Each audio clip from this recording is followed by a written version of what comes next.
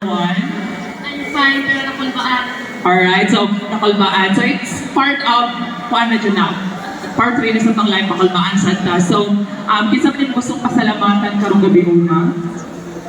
Siyempre ako, father ang city na ng yung mga pag Alright, so I would like to acknowledge also the presence of our Barangay Kagawad, Honorable Felix Jacamos. Hi there, Kagawad. So, yeah, ma'am.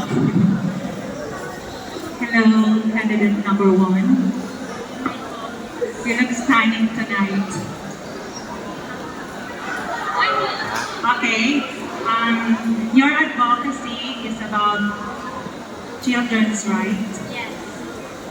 And here's your question. Why is it important for children to learn about their rights? Why? Why is it important for children to learn about their rights? Importante na sa children niya mawala ng ilang rights kay Because I have left and right hands. I have left and right hands. Every children have the right to live in this world. We are the children. The question is, how is it important the children